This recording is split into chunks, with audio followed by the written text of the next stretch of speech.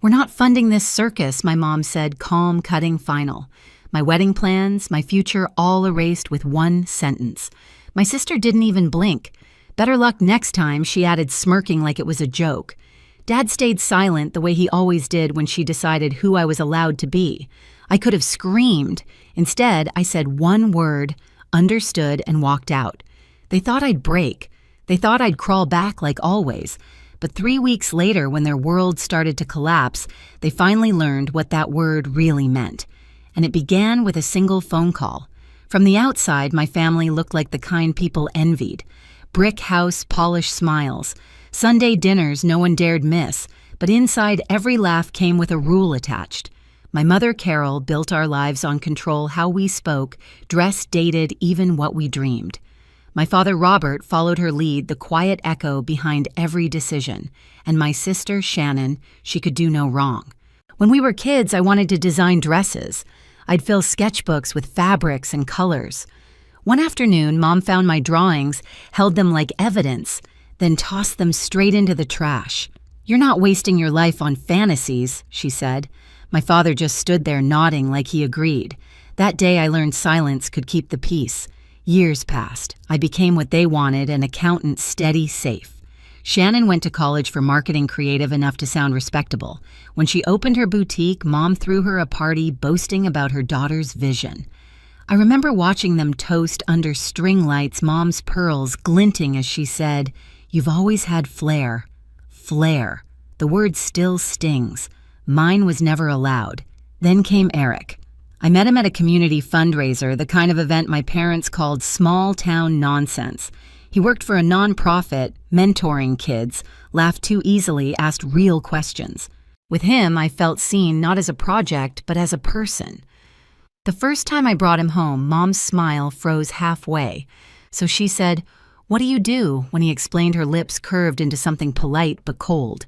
"How admirable," Dad muttered. "At least he's kind." Shannon just whispered, "Ambition's optional, I guess," and giggled.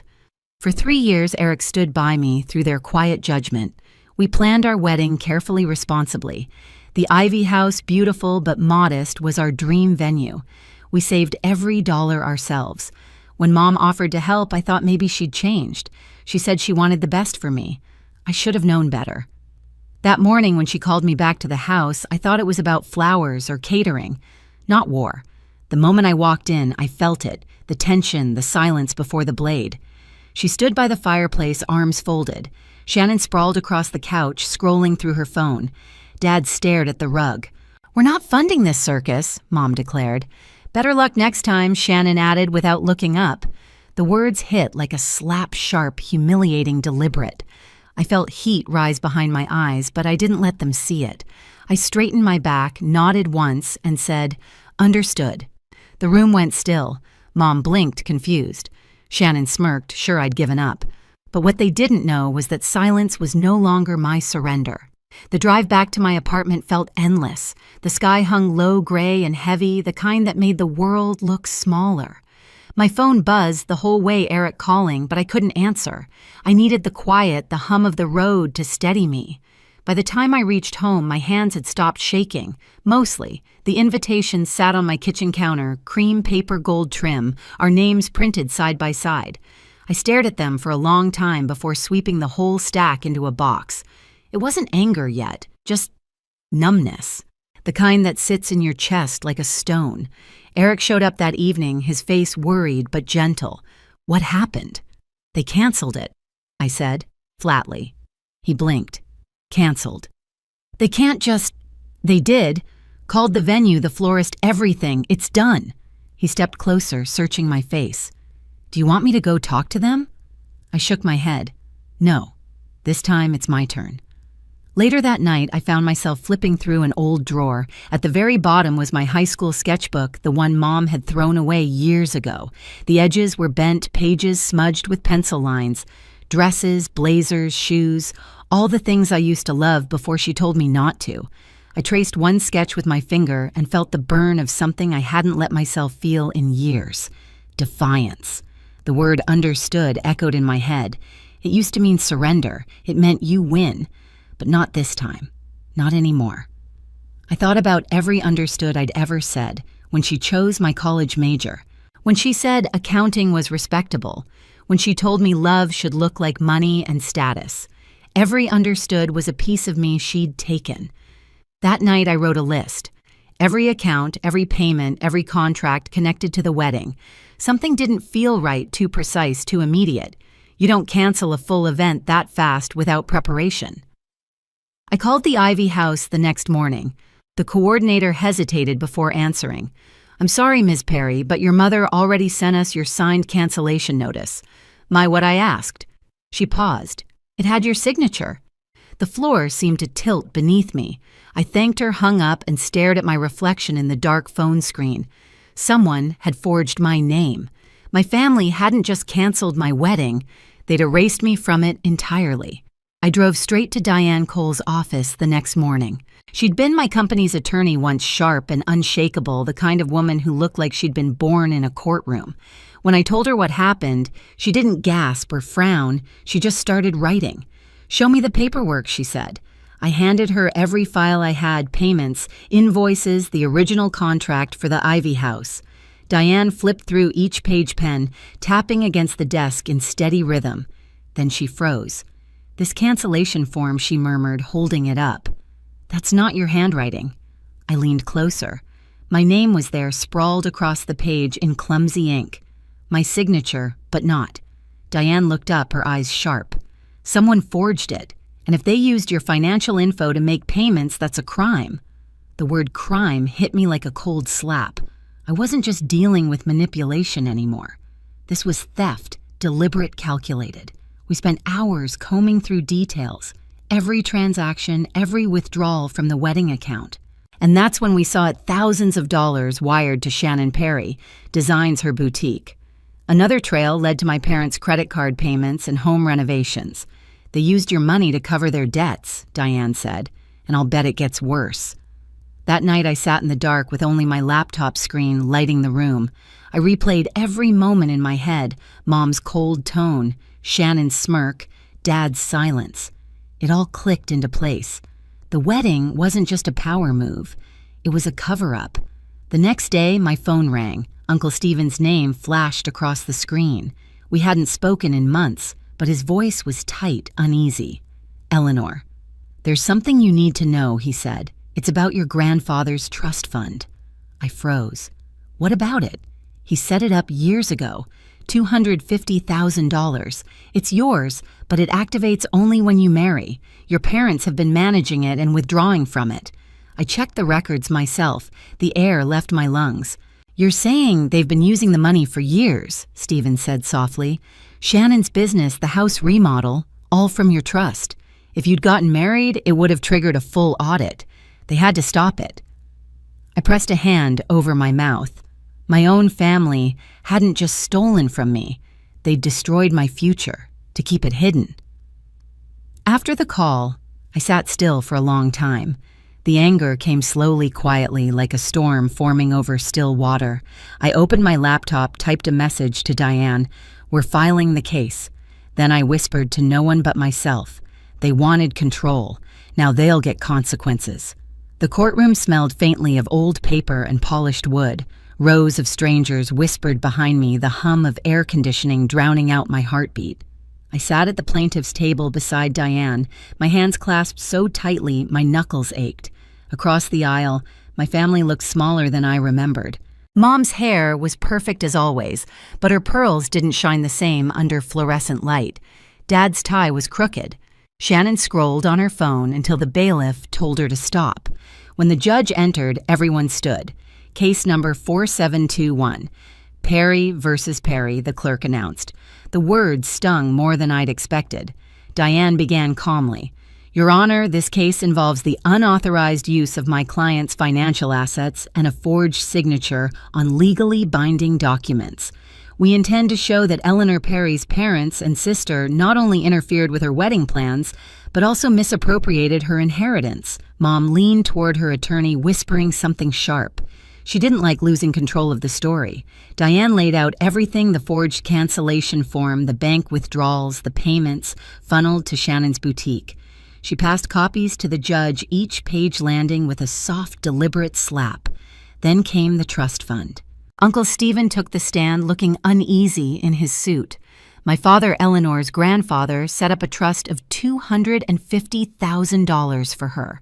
It would release upon her marriage. I recently discovered funds missing. Who withdrew them? Diane asked. He swallowed hard. Robert and Carol Perry. The courtroom rippled. Mom's lawyer objected. Irrelevant. The fund was managed within family rights. Diane's tone stayed calm. Family rights don't cover fraud. Mom's eyes darted toward me, sharp and cold. You don't understand, Eleanor. We were trying to protect you. That boy Eric, he's beneath you. He would have dragged you down. I met her gaze. Protect me by stealing from me. Her voice cracked. We only used what we needed. Shannon was drowning in debt. We couldn't just let her fail. Maybe she should have, I said quietly. Maybe it would have taught her what accountability looks like. Shannon slammed her hand on the table. You think you're better than us? You've always been the boring one. Our parents did everything for you. The judge rapped his gavel once. Order. Diane turned to Shannon. Miss Perry, did your parents transfer any of your boutique expenses from Eleanor's trust? Shannon hesitated, her confidence fading. I didn't know where the money came from. Really? Diane lifted a document. Because this invoice for your boutique renovation lists your father's signature and Eleanor's trust account number. Shannon's face drained of color. By the time Diane rested her case, every secret was on the table. Mom tried to play the martyr, Dad mumbled half-hearted apologies, and Shannon cried into a tissue she didn't really use. When the judge finally spoke, his voice was steady, cold, final. This court finds in favor of the plaintiff. All funds misappropriated from the trust are to be returned immediately. Additional damages of $50,000 will be awarded for fraud and emotional distress. Mom's breath hitched. Dad's shoulders collapsed. Shannon stared at me with pure disbelief. I didn't smile. I didn't gloat. I just exhaled for the first time in months. Outside the courthouse, the sky was clear, a rare blue that felt almost staged. Reporters weren't there. No crowd, just quiet. Diane turned to me. You did it. I just stopped them, I said. That's all. A week later, I stood at the Ivy House again, the same archway where my mother's words had haunted me, but this time it was mine. The garden lights flickered softly, tables draped in white linen, simple and elegant. Eric waited at the end of the aisle, his tie slightly crooked, his smile unwavering. Owen waved from the second row. Uncle Stephen gave a proud nod, and Diane, who never smiled much, actually did. When the music started, I felt my throat tighten.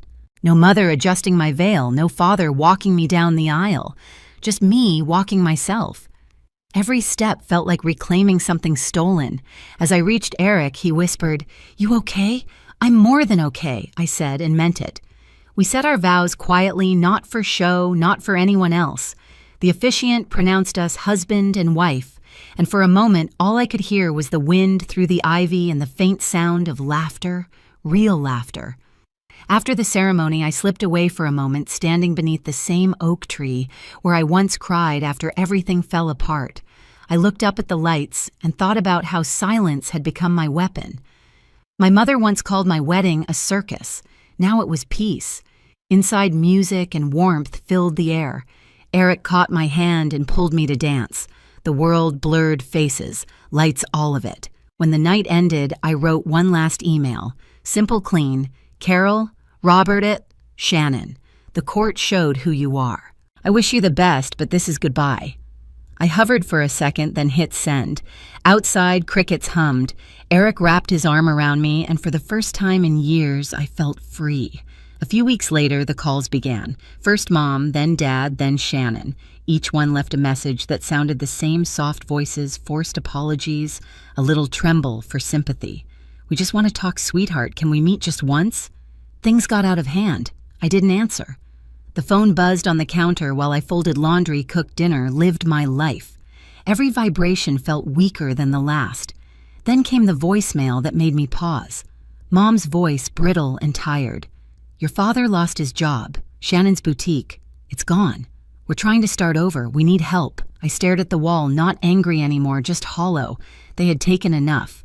From Owen, I later heard the full story. Dad laid off after a scandal. Mom working part-time at a department store, Shannon drowning in debt. The same people who once dictated my life couldn't even keep their own afloat. One night, the calls started again, back to back to back. The screen lit up with their names. I picked it up, typed slowly, and sent one text. "The circus is already full." Then I placed the phone face down, poured myself a glass of wine, and went back to sketching under the soft kitchen light. The next morning, sunlight poured through the window, warm and quiet. Eric kissed my forehead before leaving for work, and I sat at my desk surrounded by fabric swatches and half-finished sketches. My first design line was taking shape, mine, not theirs. Freedom didn't feel loud. It felt still, steady, earned. I glanced at my phone on the table, no new calls, no apologies, just silence. The kind that finally meant peace. Mom once said my wedding was a circus. Maybe she was right, because now the show was over and I was the one who walked away smiling. If you've ever had to choose yourself over family, tell me in the comments. Hit subscribe. There's always another story to tell.